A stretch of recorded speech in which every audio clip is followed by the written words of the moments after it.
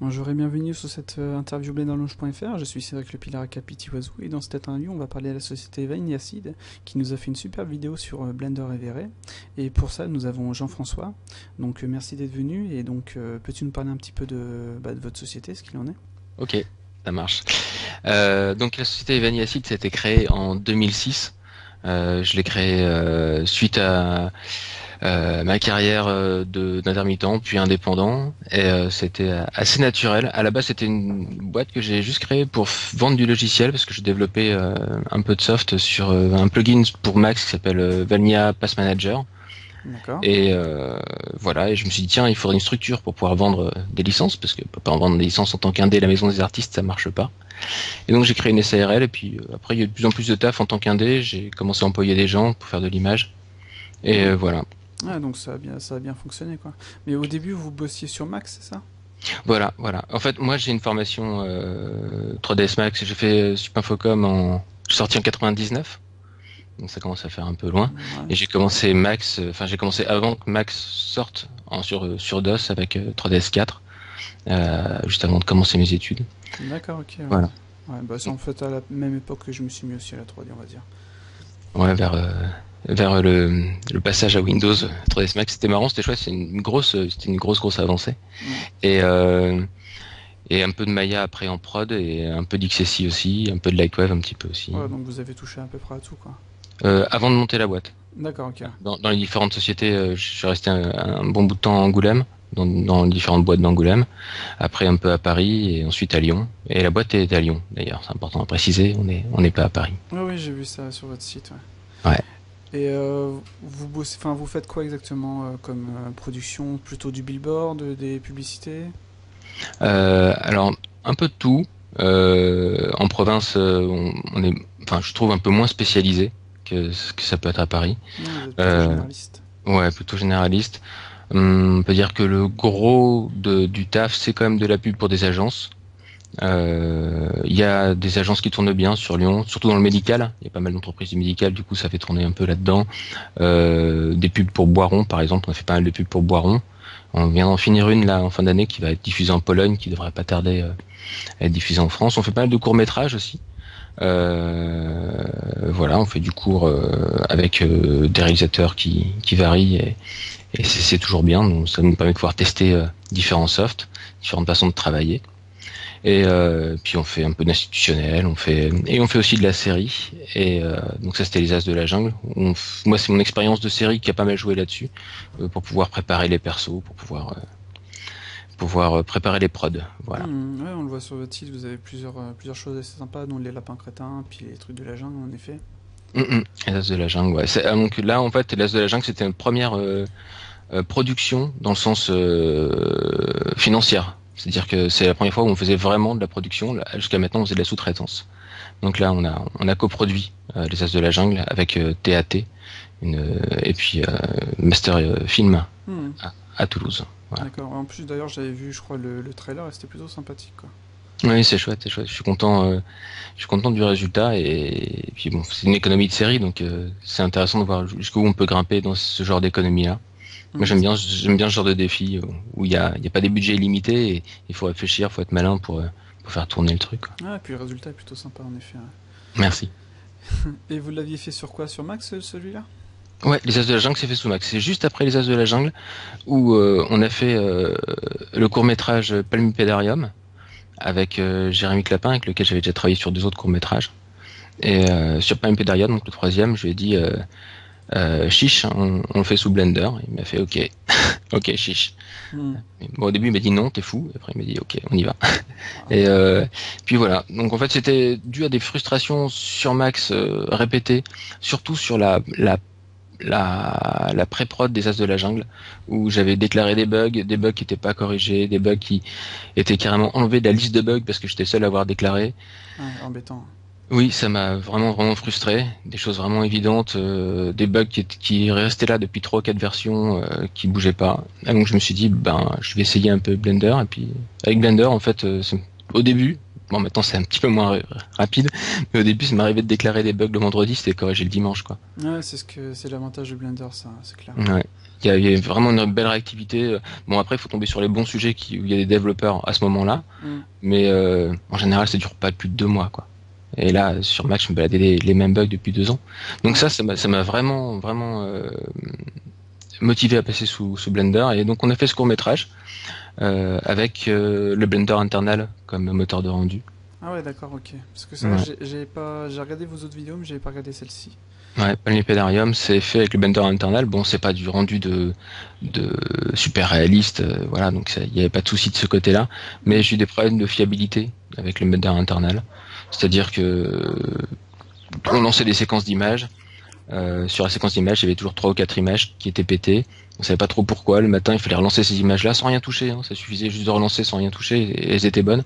Donc ce problème de fiabilité que j'avais eu aussi avec Mental Ray d'ailleurs m'a fait réfléchir à une solution alternative et j'ai vu qu'il y avait Blender V-Ray qui existait. J'ai dit tiens, au moins, enfin pour moi là, le moteur de rendu de V-Ray il est surtout fiable. Voilà, je sais ce que je vais avoir avec en général, donc ça c'est plus important même encore que la vitesse du moteur de rendu en lui-même. D'accord, ok. Donc c'est pourquoi vous avez choisi V-Ray. Et Ouais. certains, comment dire, forumers me demandent pourquoi vous n'avez pas choisi Cycle, mais à mon avis, vas-y, je te laisse.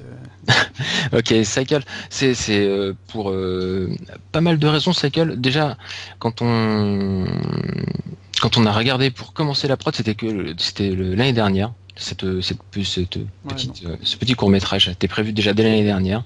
Ça nous a pris trop de temps, donc on a laissé un peu de côté et on l'a fini cette année. Et quand on a commencé, Cycle avait pas encore de SSS. Cycle avait pas de, et là il l'a toujours pas d'ailleurs, ça c'est grave, de motion blur sur les objets déformés. Il y a que du motion blur sur les objets rigides, mais sur ceux qui ont des armatures ça marche pas. Et qu'est-ce qui lui manque encore? Et surtout du micro displacement, c'est-à-dire le displacement qui se fait juste au rendu, qui est très rapide. Ben ça on n'a pas, et ça on avait besoin absolument de l'avoir sur les taupes. Donc ces 3 choses-là font que pour l'instant, je reste sur V-Ray. Je regarde de près Cycle et je fais des prods maintenant entièrement sur Cycle. Ça m'arrive de faire des petites prods où je sais que j'aurais pas besoin de ces 3 choses-là, ben je le fais sous Cycle. Ouais, de toute façon, dans la 270, normalement, le SSS va venir Ouais. et enfin, ça va venir bientôt en fait. Mais, Ben, je viens d'en faire une avec du SSS là. Ça, en observant des daily builds, je viens d'en faire une avec le SSS et ça a bien fonctionné, pas de souci. via GPU? Non, par contre, il y a le SSS que sur CPU. En GPU, pour l'instant, il est encore tout noir. Ah bah il arrive bientôt. Mais il y a des builds avec en fait. Ah ouais, je l'ai pas vu encore. Ok. J'en avais téléchargé une. Ok. Ok, donc là on a la raison, enfin la question pourquoi avoir choisi Blender, enfin V-Ray plutôt qu'autre chose. Et au niveau de V-Ray, c'est vrai que moi j'ai pu le tester et il est plutôt sympa. Ce que j'y reprocherais, c'est l'export en fait de chaque pour lancer une image, et, le temps d'export de chaque partie. Enfin pour comment dire. Pour lancer une image, on doit exporter la scène sur le standalone et après il commence à rendre l'image. Donc sur certaines scènes, ça devient assez compliqué, assez long. Donc par rapport à votre court-métrage là, est-ce que ça a été un point négatif pour vous? C'est vraiment, t'as mis le doigt dessus, hein, c'est vraiment le plus gros problème de Blender V-Ray. C'est contournable. Andrei, c'est le développeur de Blender V-Ray. Moi je le connais, je l'ai eu sur Skype. Super sympa et super dispo. À un point où même pendant la prod, il a pris en contrôle en par TeamViewer sa machine pour voir un peu d'où venaient nos problèmes d'export, ce genre de choses. Ah ouais, c'est cool ça. Ah, ça fait du bien aussi, ouais, d'avoir un peu de support là-dessus. En plus, il vient d'être embauché par Chaos Group, ce qui change pas mal de choses aussi. C'est une très très bonne nouvelle. Donc en tout cas, les exports de scènes, c'est le souci au niveau des timings. Après, il y a moyen de contourner ce genre de souci en faisant le maximum de V-Ray proxy. Les V-Ray proxy, je sais pas trop si les forumers oui, connaissent bien V-Ray de ce côté-là, parce que c'est une sorte de faux ami, parce que dans Blender, les Blender proxy ont rien à voir avec les V-Ray proxy. Et donc en tout cas, les V-Ray proxy, générer au maximum les V-Ray proxy, ben ça fait que après il fait juste que appeler le V-Ray proxy, il fait plus l'export. Donc à la fin, là sur des images comme celle de notre premier plan, les maisons sont en V-Ray proxy, tous les sapins sont en V-Ray proxy, le sol est en V-Ray proxy. On génère le maximum de choses. Tous les éléments rigides et qui ne bougent pas, on va dire. Ouais. Et encore, on n'a pas essayé sur les éléments animés, mais je pense que ça marche aussi parce que VREProxy il a une option pour ça. Hmm. Mais bon, après ça devient galère parce que dès qu'on fait une modif d'anime, il faut réexporter VREProxy, ce qui devient chiant, quoi. Voilà. D'accord, ok. J'ai bon espoir qu'avec VRE3, normalement, il est compatible avec l'Alembic. Et je me dis que ça peut. Et il y a aussi. J'ai oublié son nom. Il y a un développeur de Blender qui est en train de travailler sur la passerelle d'export Alembic en ce moment. Ça fait un bout de temps que je la réclame. T'es pas le seul. À corps et à cri. J'ai vu, j'étais allé à la Blender conférence il y a 2 ans, j'ai vu tonnes, j'ai réclamé, mais bon, c'était pas encore dans l'air du moment, donc là ça y est, ça commence à bouger un peu, c'est une bonne chose. Bah, ça commence à bouger depuis que Blender commence à être utilisé enfin, par les pros, on va dire. Ouais. Et les pros réclament tous ça parce qu'on bosse pas tous sur Blender uniquement, on a besoin d'exporter les éléments et l'alambic Mm. c'est plus adéquat, quoi. Et je pense qu'en tant que pro, t'as besoin de sécurité Mm. et te dire que tu peux revenir, si jamais un truc couille, tu peux revenir en arrière, tu peux finir ton rendu sur ton soft que tu connais, c'est quand même pas négligeable, quoi, c'est important. Ouais, c'est clair. Et le problème de Blender, c'est qu'à la base, j'ai l'impression que quasiment dans les statuts du logiciel, ils se sont dit que c'est un logiciel qui allait servir à faire des prods de A à Z pour des indépendants ou des petites équipes. C'est toujours ce qu'ils se sont dit. Et donc, le fait que ça soit compatible avec d'autres softs, c'est pas leur priorité. Non, de toute façon, ils veulent tout, ils veulent qu'on puisse tout faire dedans. Ouais, Ce ouais. qui est une bonne chose, parce qu'au final, le soft, on peut tout faire dedans, quoi qu'il arrive. Mais ce qui est, pour certains pros qui bossent avec certains logiciels, genre pour faire des fluides Houdini, etc., bah, ils peuvent pas bosser avec, quoi. Donc ça, c'est embêtant, quoi. Et, ouais. Et donc, c'est aussi une des raisons pour lesquelles je me méfie un peu de l'export alambic qu'ils sont en train de préparer, parce qu'à la base, c'est juste pour faire une sorte de cache qui optimiserait l'affichage dans Blender et aussi pour une nouvelle façon de cacher les particules de Blender. Ils y pensent pas forcément comme, en tout cas, ils y réfléchissent pas eux comme un moyen de sortir les datas de Blender pour travailler avec d'autres softs après au rendu, quoi. Donc à voir, parce que je sais aussi que pour Octane, en fait, sur la version enfin, d'export, le plugin d'export, il y aura l'alambic. Ah, c'est bien ça. Donc à voir s'il y aura moyen d'utiliser tel quel, quoi. J'ai pas essayé Octane, hein. J'ai vu des résultats très probants, mais j'ai pas essayé Octane. Bah, Octane, c'est Cycle, c'est pareil. D'accord. Mm. Et pour en revenir aux questions qui nous ont été posées, donc t'y as un peu répondu en fait, hein. La question c'était comment travaillez-vous avec VRE sur Blender et quel est votre pipeline pour la vidéo, enfin pour la vidéo des tops.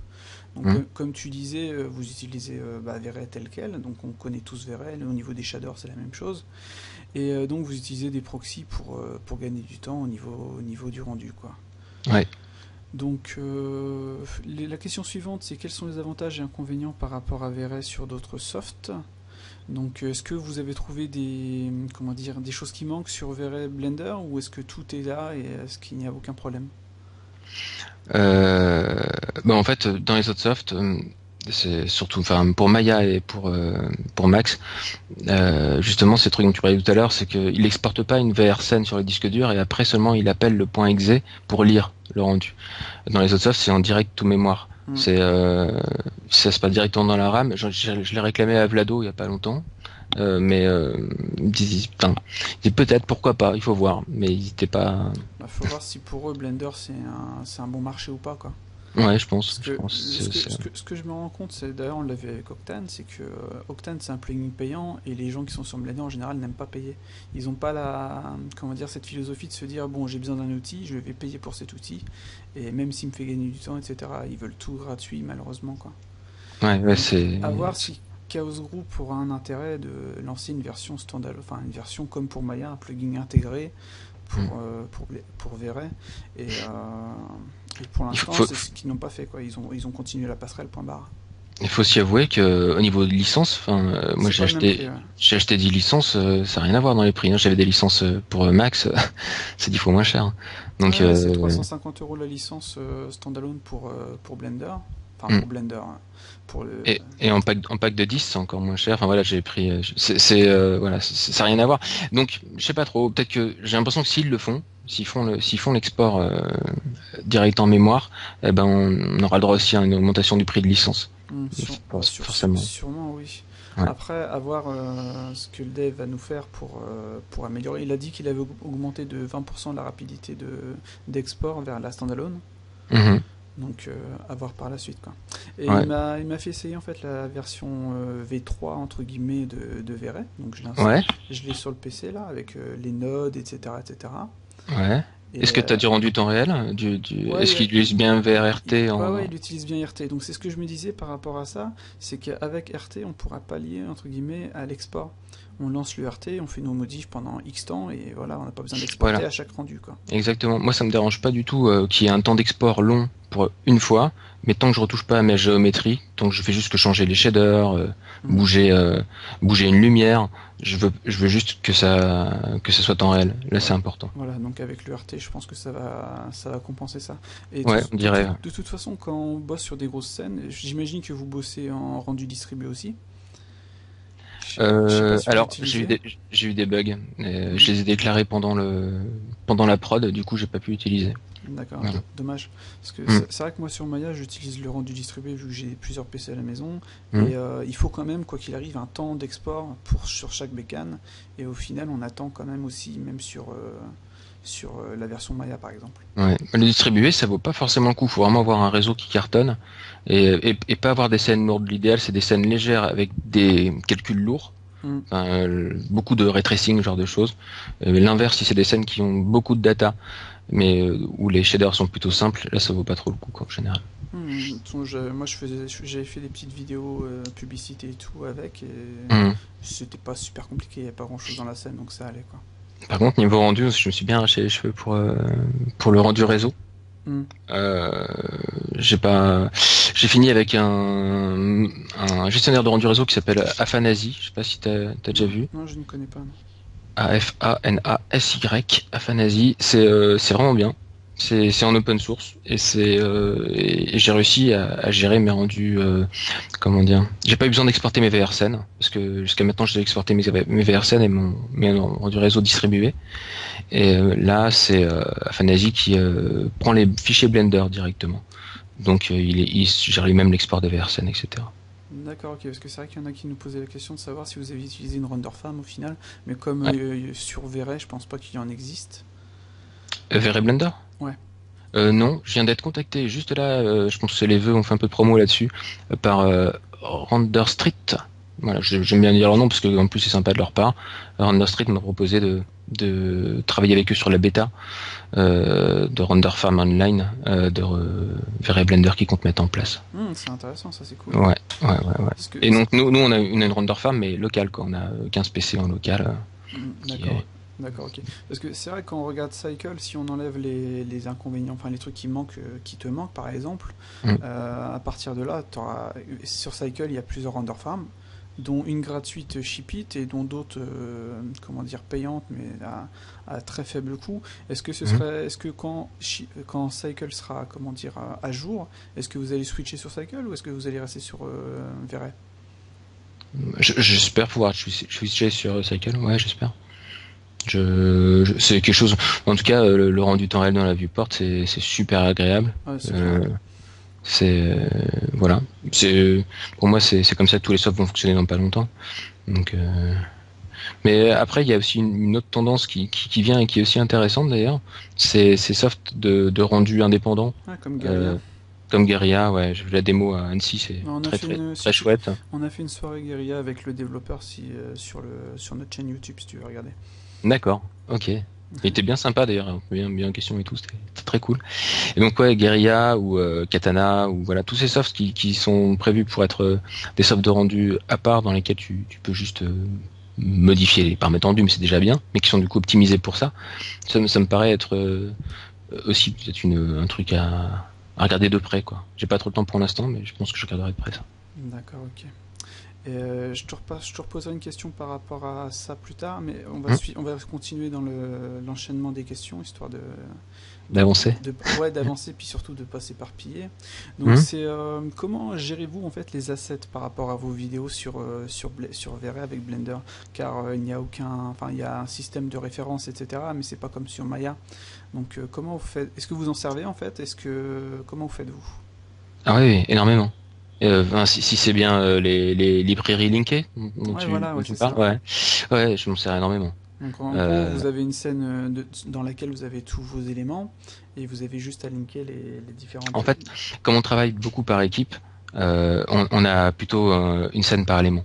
Ça permet de pouvoir travailler en parallèle. Tu vois, il y en a un qui prépare un sapin, l'autre qui prépare un arbre, et chaque fichier, enfin c'est des fichiers à part. D'accord, ok. Et donc vous les linkez directement dans votre scène finale, c'est ça? Ouais. Et comme en proxy.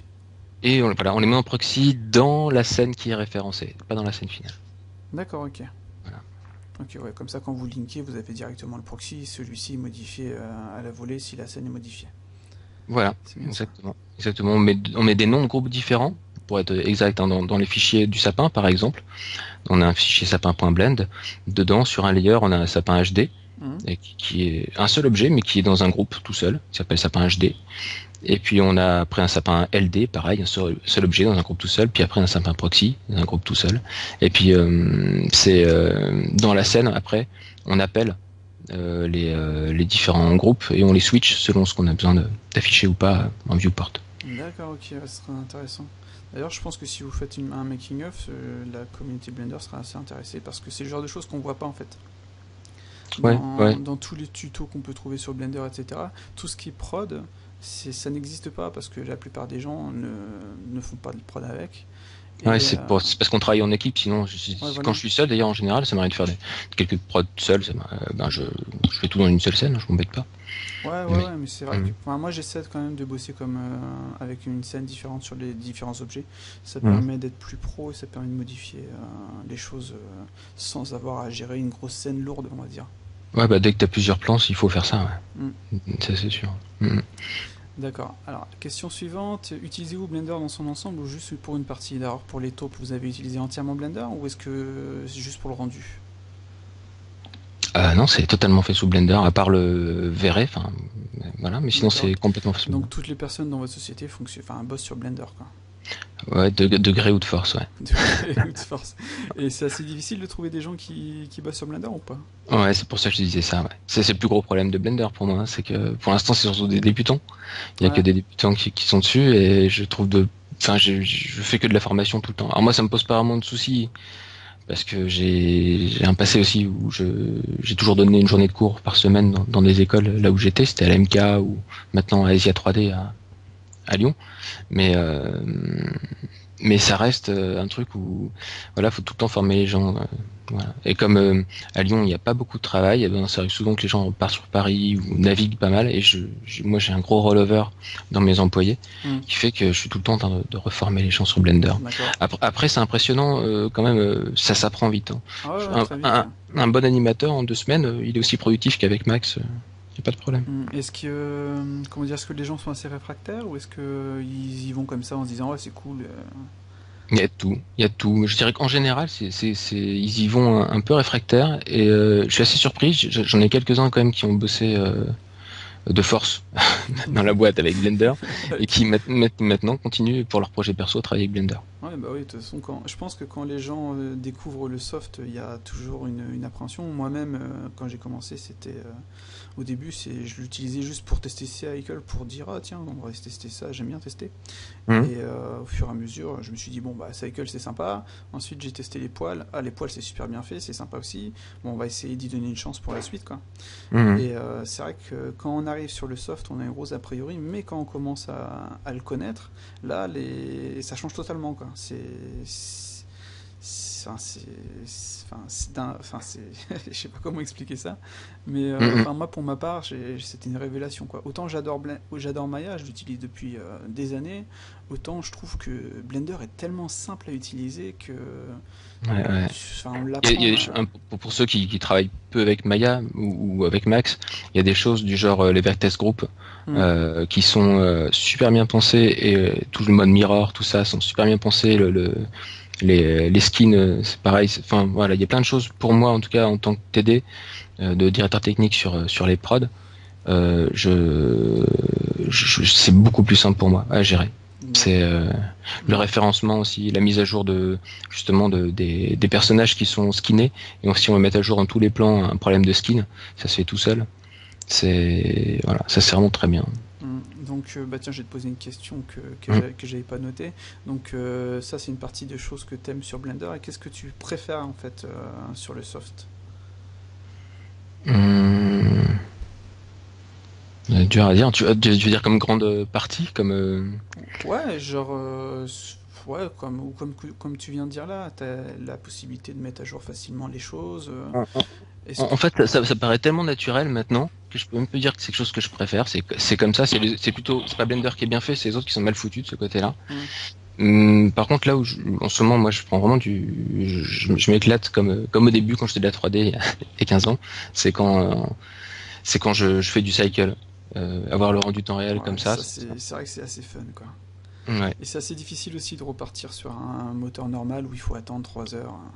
ouais. Donc j'imagine par rapport à ça, ça doit être assez embêtant. Enfin, vous avez trouvé avec les proxys qu'il gagne du temps, mais pour reprendre sur V-Ray, tant qu'il n'y aura pas le RT, c'est assez chiant, quoi. Ouais, c'est chiant quand même. Après Cycle, moi j'ai un petit truc, je sais pas, il y a un truc qui fait, j'arrive pas encore à mettre bien le doigt dessus, il faudra que je fasse des tests pour pousser ça, mais il y a un truc qui fait que les images, je les trouve moins réalistes que ce qu'on peut avoir directement avec Maxwell, avec FryRender ou avec, j'ai pas encore testé Arnold, mais ce que j'ai pu voir d'Arnold en fait. Un truc qui est assez marrant, c'est que les devs d'Arnold et les devs de Blender, enfin de Cycle, ils se connaissent entre guillemets, quoi. Et Mhm. donc les devs d'Arnold n'hésitent pas à aider les devs de Cycle pour, genre pour le SSS par exemple. D'accord, C'est ok, je savais pas. d'après ce que j'ai lu, hein, donc à vérifier. J'avais lu ça sur Blender Artist. Mais je pense que le développeur de Cycle avait travaillé un peu chez Octane Ouais, ouais, avant c'est ça, ouais. de venir. Mm. Ouais. Mais le moteur est très jeune aussi, il faut dire, hein. Des moteurs comme Arnold, c'est assez vieux au final quand on y pense maintenant. Ouais. Octane, pareil. Et Cycle, je pense que juste depuis cette année, enfin depuis l'année dernière plutôt, il a bien boosté en capacité. Et il est vraiment très très bien intégré à Blender. Et ça, quand on bosse dessus, c'est super agréable. Enfin, personnellement, genre Ouais. quand je m'amusais à faire des cheveux sur un personnage, j'avais d'un côté la vue 3D et pour bosser mes cheveux, et à côté une fenêtre Cycle pour voir en temps réel ce que ça donnait, quoi. Ouais. Ça, il y a que sur Blender qu'on peut le faire, par exemple. Puis c'est super important d'avoir ce rendu temps réel. C'est marrant parce que je donne aussi des cours cette année. Enfin, c'est la première fois cette année que je donne des cours sur Blender. Avant, c'était des cours que sur Max. Et du coup, je fais commencer des gens qui sont des grands débutants qui démarrent sur Blender. C'est à la fac à Lyon là. Et du coup, ça m'étonne parce que eux sont pas étonnés de ça. Ils sont pas étonnés. Ça leur semble naturel d'avoir du rendu temps réel dans la viewport Quand, parce qu'ils ont jamais rien connu d'autre. quand ils vont passer Et sur les autres softs, je crois qu'ils vont pleurer, quoi. ouais, je pense. Bon, quoi que ça vient sur Maya, ça vient, ils l'ont prévu. Mais, euh, mais c'est vrai. Et comment dire, au niveau prod, si tu Ouais. avais la possibilité, enfin l'obligation de repartir sur Max ou sur Maya, etc., par rapport à Blender, qu'est-ce que tu choisirais maintenant? Bah, en fait, je l'ai l'obligation puisque quand je travaille avec d'autres studios, j'ai pas le choix. Il faut que je fournisse mon travail dans le format Max ou C'est pareil pour moi, Maya, ça, ouais. etc. Ouais. Donc, je retravaille de base avec Max parce que c'est celui que je connais le mieux. Je passais le plus de temps de prod dessus, mais bon, s'il faut bosser avec Maya, c'est pas grave non plus. D'accord. Après, c'est Mais en tant que, comment dire, que société, maintenant vous utilisez Blender, j'imagine que vous gagnez énormément au niveau licence, ah oui, en bah oui, c'est fonction de, sûr. en fonction C'est des sûr, mais en prods. fait, ça correspondait au moment où aussi je suis passé sur Blender, à un moment où j'ai besoin de prendre plus de postes. Hmm. Donc, ouais. Donc Donc, tu t'es dit, ouais, on va prendre le Blender, ça, on va économiser là-dessus. Puis en plus, les licences V-Ray, par exemple, c'est par rapport c'est à. moins cher, ouais. Ouais, On donc, va tester, on verra bien. Voilà. ouais, Donc, voilà. j'ai toujours 2 licences max, Hmm. sur lesquelles je retourne des fois quand j'ai besoin. Surtout en général pour faire de l'export au final, avec les autres boîtes. D'accord. Et moi, je vois de plus en plus d'annonces sur Blender, c'est assez marrant. Et est-ce que tu penses que à l'avenir, il y en aura de plus en plus encore, ou est-ce que tu crois que ça va rester assez, comment dire, discret?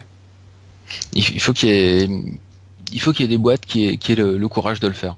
Moi, je trouve pas ça très courageux de la part de Vanilla Acid parce que c'est une petite boîte, je prends pas non plus beaucoup de risques. Mais des boîtes d'une vingtaine, trentaine de personnes qui aient le courage de passer sous Blender et de former les gens. Et c'est des boîtes qui peuvent le faire parce qu'ils vont garder les gens aussi. C'est pas une formation continue, tu vois. S'ils gardent les gens qui passent au Blender, moi je pense ça pourrait changer la donne parce que derrière, ce qui va suivre, c'est les écoles. Et dès que les écoles auront suivi et qu'on formera des gens aussi sous Blender, parce que là, les gens que je forme en ce moment à Lyon, c'est des DA, c'est pas des infographistes à la base. Dès qu'on aura des infographistes formés sous Blender, ça changera tout.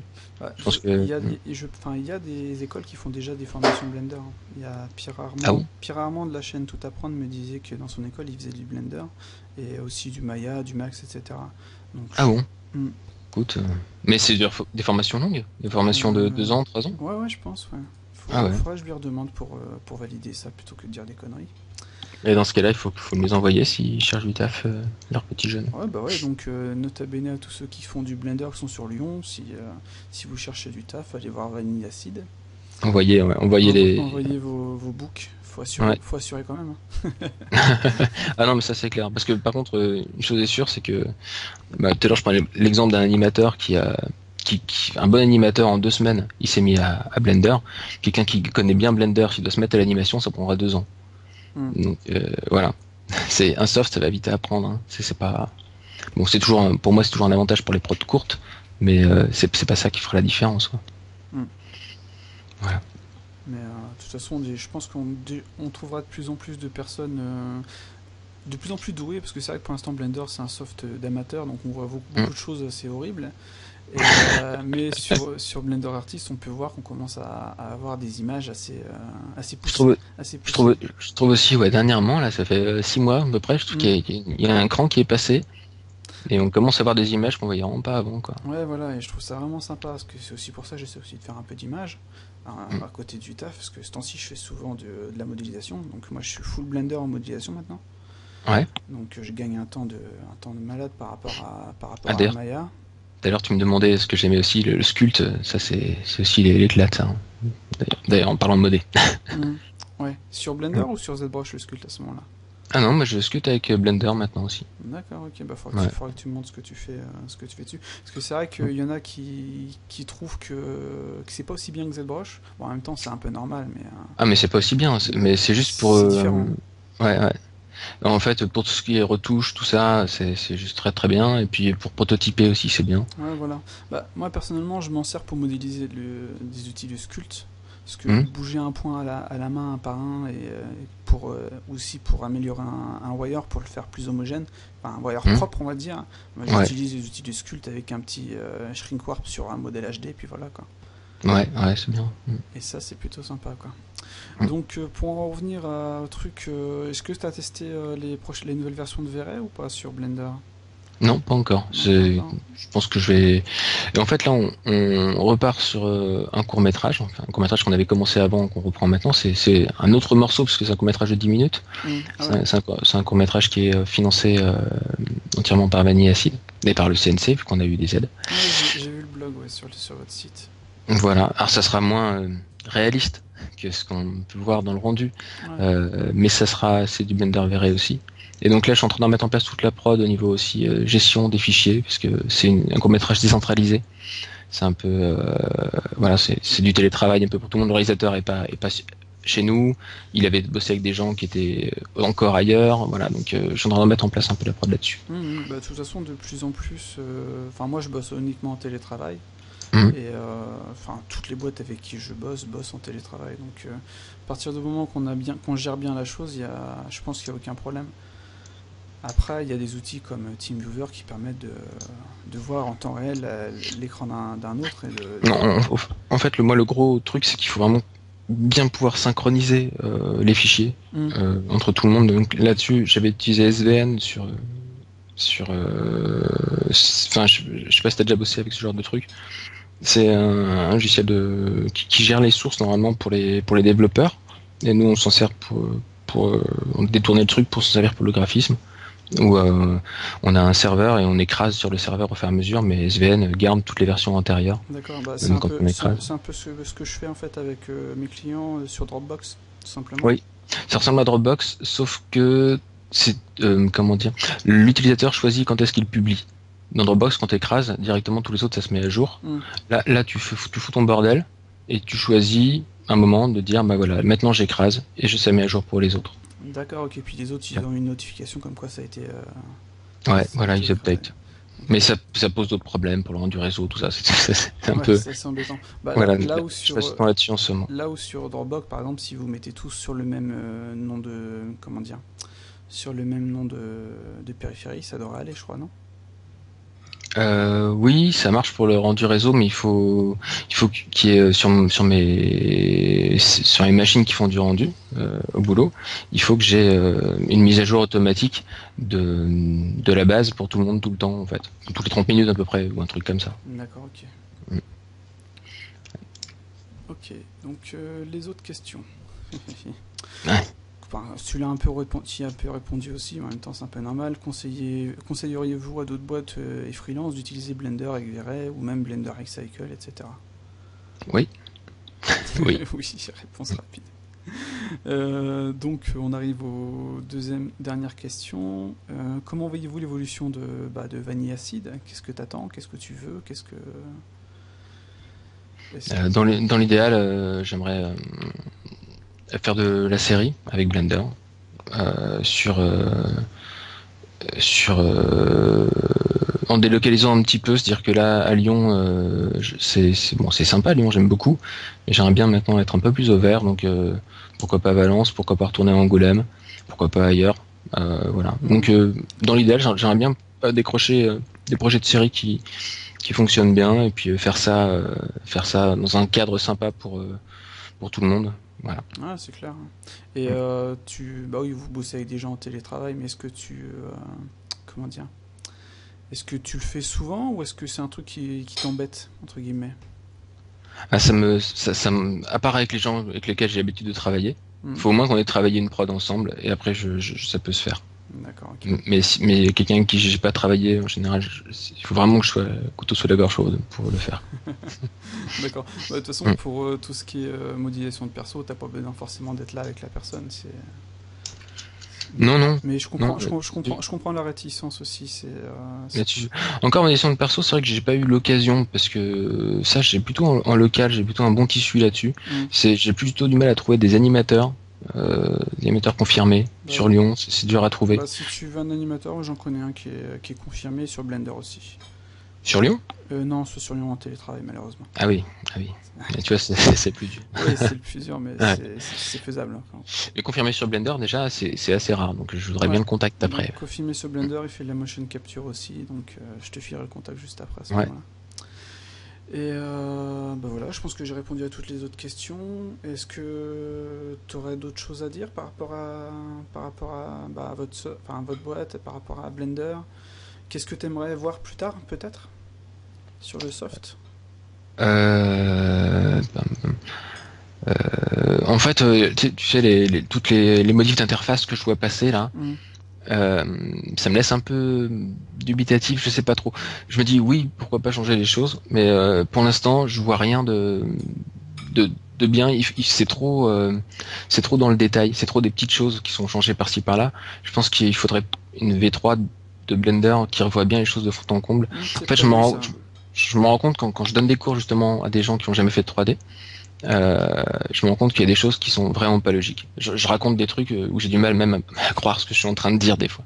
Donc, Genre, genre, attends, c'est pourquoi. le clic droit, non? Euh, alors bon, le clic droit, ça va, encore, il s'habitue. Bah, Mais ça se change. après, en fait, oui, par exemple, je suis toujours en train de leur dire des raccourcis clavier pour Hmm. leur apprendre le logiciel.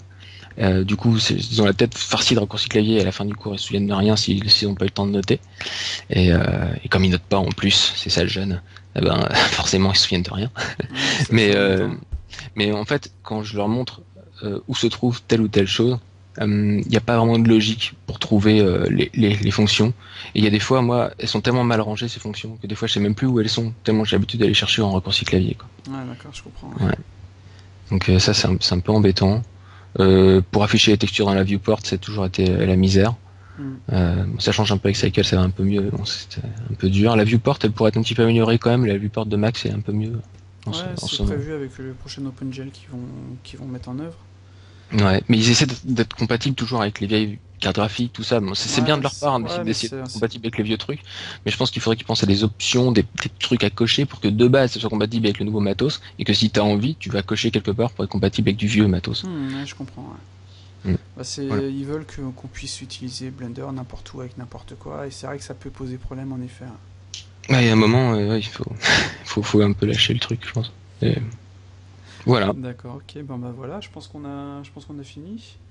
Donc, je te remercie pour cette interview. J'espère que ça plaira un peu à tout le monde. Et si vous faites un making-of à tout hasard, n'hésite pas à m'envoyer ça, je le mettrai en... D'accord. Mais en fait, j'ai commencé à envoyer 2-3 trucs sur le fil de Blender Artist. Parce que je l'ai posté sur Blender Artist. Dans Blender Artist, j'ai mis une image. Je vais continuer à en mettre, je pense, de temps en temps là, pour montrer 2-3 trucs. Mais c'est vrai que j'ai pas pensé à essayer de montrer un peu la façon de travailler. Peut-être je ferai un petit schéma, quelque chose comme ça, pour montrer. Ouais, c'est pas même une petite vidéo rapide, hein, tu sais, un truc tout court pour dire bon voilà, on a une scène par objet, on utilise, comme tu disais, les groupes pour chaque objet, chaque version d'objet, plus après les proxys, etc. Je pense que c'est le genre de choses que les gens sur Blender ne connaissent pas. Les pros connaissent et ils se demandent sûrement comment le faire sur Blender. Et peut-être que ce sera intéressant pour tout le monde, je pense. Ça marche, donc, ok. Donc en tout cas, moi ça m'intéressera en tout cas. Pas de souci. En tout cas, c'est très bien aussi, moi je trouve de ta part d'avoir fait un site comme Blender Launch. C'est important, surtout pour toi qui est professionnel, qui connaissait d'autres softs avant. Ça donne de la crédibilité, je pense, c'est assez difficile quand même. Au logiciel. C'est assez difficile, les gens sont assez réfractaires et on a beau leur dire ou leur montrer par A plus B que c'est bien, ils se disent ouais mais attends, t'as vu l'image là-bas, déchire, ça a été fait sur Maya quoi. Alors que en mode Maya par rapport à Blender, il n'y a pas photo par exemple. Ouais. C'est même pas comparable. Autant j'adore Maya, autant je trouve le soft lourd par rapport à un Blender qui lui des fois est trop léger. Dans le sens de fluidité. Des fois il est trop fluide, il est trop léger, je peux faire trop de choses avec. Et puis t'arrêter. Non, c'est que, je sais pas, c'est quand tu zoomes sur un truc, sur Maya par exemple, bon tu vas avoir ton zoom, c'est sympa, mais sur Blender ça va peut-être être un peu trop fluide, hein, tu vois. Et même dans les outils, le gain de temps, les outils de sculpt par exemple, qu'on n'a pas dans Maya, on les a dans Maya, mais il n'y a même pas un move. Tu vois, les outils de sculpt sont anecdotiques, ça date des années 2000, voire même avant, et ça n'a jamais été modifié par la suite, quoi. Parce qu'ils veulent en fait qu'on utilise Mudbox, et voilà, donc ils veulent sortir du soft, alors que sur Blender on a tout dedans, et c'est vraiment bien, quoi. De toute façon, il manque un peu comme de vision d'ensemble, hein, depuis qu'ils ont acheté les 3 softs. Je pense que les 3 softs en ont pâti. Il manque vraiment d'une vision d'ensemble comme sur un soft. Et je comprends pas trop ce qu'ils ont tenté de faire là-dessus. J'avais lu qu'ils avaient déjà supprimé énormément de développeurs, donc il n'y a plus grand monde. Et ça joue, quoi. Mais enfin bref, moi je dirais, c'est plus trop mon problème, hein. Quand mes clients me demandent une scène, je leur envoie une scène Maya. C'est souvent avec un personnage dedans, tout nickel, et voilà. Ouais, pour la modée ça va bien. Mais après c'est embêté quand on demande de l'anime. c'est là où j'attends Alambic avec impatience. Ouais, c'est clair. Mais même quand on demande une anime sur les clients, pour l'instant sont pas sur Maya 2014 par exemple. Tous ceux que je connais sont sur 2011, voire 2012. D'accord. Et j'en ai aucun sur Maya 2014 ou même Max 2014, ils restent tous sur les anciennes versions, à croire qu'ils n'ont pas envie de changer et de se mettre à jour en même temps. Il y a des limitations de prod. Quand on commence sur une prod sur un soft, une version de soft, on va y rester. D'ailleurs, par rapport à Blender, est-ce que vous bossez sur quelle version, vous ? La dernière officielle, c'est la 2.68. D'accord, ok, donc t'hésites pas. 2.69. T'hésites pas en fait à changer de version. Pas en cours de prod par contre. Pas en cours de prod, ouais. Logique, quoi. Et au niveau des add-ons, vous utilisez beaucoup de choses ou vous limitez ? Juste l'edit Link Library qui devrait être activé de base d'ailleurs, ce truc. Je l'ai même pas utilisé celle-ci, donc pour te dire. Ah, il est super important, c'est ce truc, tu prends un groupe linké et d'un seul coup tu fais du coup edit et il t'ouvre un nouveau Blender avec le truc pour que tu puisses l'éditer, quoi. Ah d'ailleurs c'est une fonction, tu me demandais que j'aimerais bien qu'il soit ajouté, c'est un edit in place, c'est Max a commencé à faire ça, bon c'était un peu buggé, hein, mais l'idée était bonne, c'était dans les containers. Le container c'est un peu comme les librairies linkées les groupes linkés de Blender.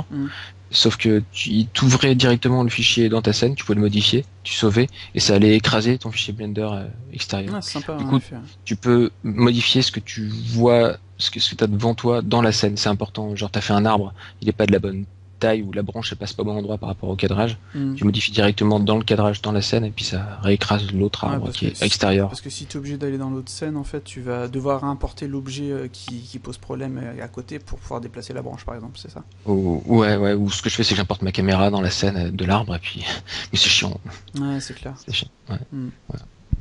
Voilà. Ok, bon bah on va s'arrêter là. Ouais, ça Je marche. te remercie beaucoup pour cette Je t'en prie. interview et n'hésite pas à venir sur le blog, sur le forum et, pour discuter du soft. D'ailleurs, on est plusieurs freelances sur le forum, donc au cas où tu as besoin, n'hésite pas. C'est bon à savoir, très bien. D'accord, bah, je te remercie beaucoup, je vais arrêter la C'est moi. vidéo. Salut.